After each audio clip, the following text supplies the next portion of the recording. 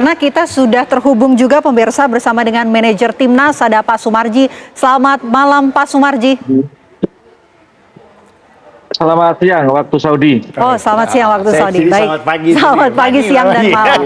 Baik, Pak Sumarji, setelah kekalahan skuad Garuda melawan Arab Saudi, apa kemudian evaluasi dari tim pelatih dan juga manajemen?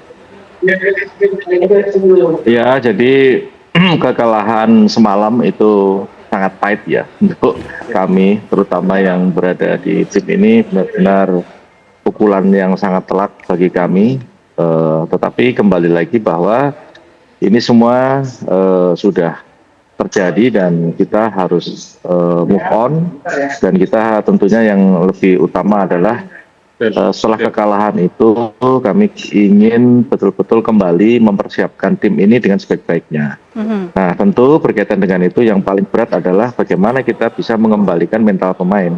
Ini utama dulu, karena kalau sudah kalah seperti semalam, yang harus kita benahi nomor satu adalah mentalnya dulu. Bagaimana mental pemain ini supaya betul-betul bisa terangkat kembali dan bisa pada posisi yang sangat baik gitu. Karena yang kita tahu bahwa pertandingan berikutnya itu bukan pertandingan yang mudah, itu pertandingan yang akan sangat sulit lagi, karena satu, kita sudah bermain lawan Saudi, lantas nanti bermain lagi lawan Irak. Kita tahu juga Irak bagaimana cara mainnya selama ini, keras, cepat. Nah, ini juga bagian dari hal terpenting agar supaya mental para pemain itu kita bangkitkan kembali. Dan tim kepelatihan tentu harus bisa mempersiapkan strategi taktik yang paling tepat, yang harus betul-betul dipersiapkan untuk menghadapi Irak nanti. Kira-kira itulah ya dari saya. Karena kalau catatan dari Bung Opan dan juga Bang Jabrik, materi pemain Pak Sumarji yang kemarin tuh menjadi catatan pemilihan pemain materi. Apakah nanti juga pada saat melawan Irak ini juga menjadi bahan evaluasi bagi tim manajemen dan juga pelatih? Iya, jadi itu itu yang menjadi catatan kami, terutama juga kemarin sebenarnya saya sudah banyak berdiskusi dengan tim kepelatihan berkaitan dengan 11 pemain yang jadi starter gitu. Yeah. Saya sampaikan berulang kali, mulai dari Yakub, mulai dari Klok, semua saya tanya satu-satu, dan itu jadi juga perdebatan gitu, sehingga kondisi itu memang ya boleh dikatakan semua sih tergantung pelatih ya, semua tergantung pelatih, dan pelatih sudah mempersiapkan itu mungkin dari uji coba sebelumnya, sehingga kalau kita lihat pertandingan semalam kan memang ya berbeda dengan yang sebelum-sebelumnya. Kalau biasa sebelum-sebelumnya itu pasti di situ ada J, ada Rido kan pasti gitu, ada Gavin, dan itu hasilnya kan bagus gitu. Tapi ya kembali lagi bahwa semua ini adalah strategi yang dipilih oleh pelatih, oleh Coach Patrick. Dan tentunya strategi ini sudah dipikirkan matang-matang gitu. Dan yang pasti kan kami sudah diskusi, dan setelah hasilnya tidak bagus, tentu semalam juga kami diskusi lagi. Agar supaya jangan terulang kembali ketika kita memilih 11 pemain itu salah gitu. Saya kira itu. Evaluasi memulihkan mental dari pemain dan juga materi komposisi ini juga sudah menjadi catatan dari manajemen. Bung Opan. Ya, Vena, saya mencoba untuk selalu menggunakan logika yang paling sederhana kaitannya dengan pemilihan materi pemain. Baik.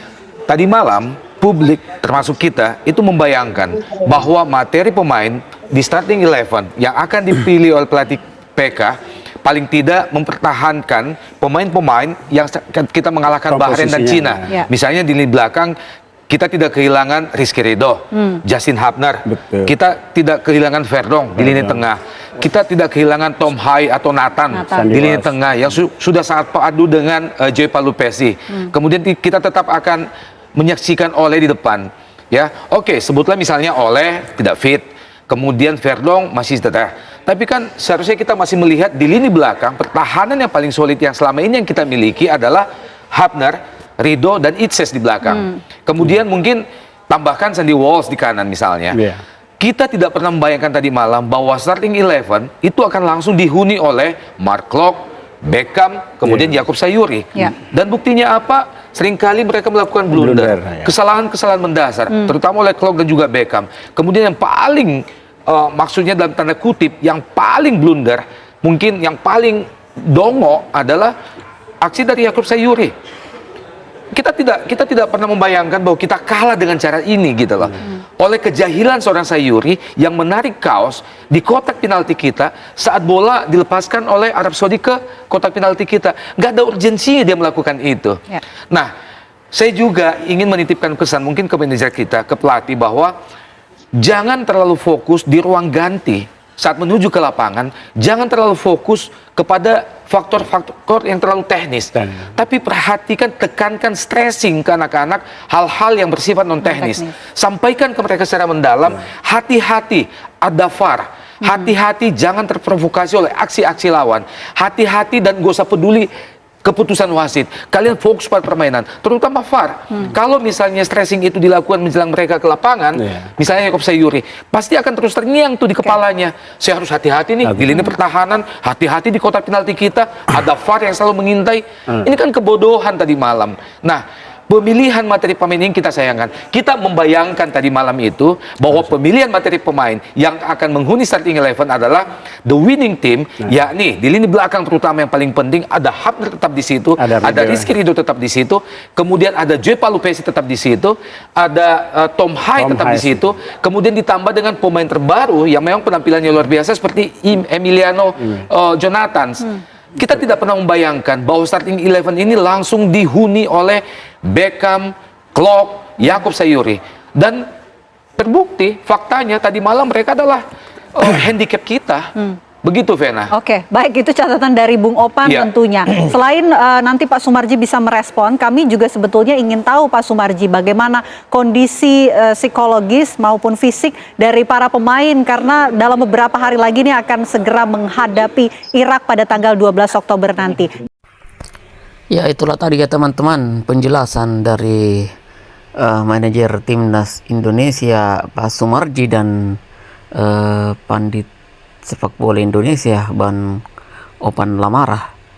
Ya, dari penjelasan Pak Sumarji sendiri ya starting line up Timnas Indonesia memang sudah didiskusikan siapa yang akan diturunkan, dan pastinya itu ada di tangan dari pelatih kepala Patrick Kluivert ya teman-teman.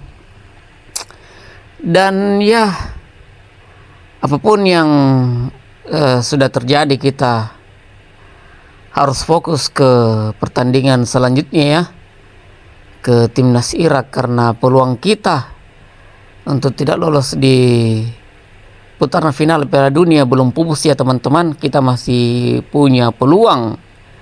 Dan pesan saya pribadi ya teman-teman, jangan sampai menghujat pribadi para pemain-pemain Timnas Indonesia. Meskipun kita kesal dengan mereka, kalau bicara masalah kekesalan ya pastinya kesal ya, karena kesalahan-kesalahan elementer yang sering terjadi pada kekalahan kita sendiri.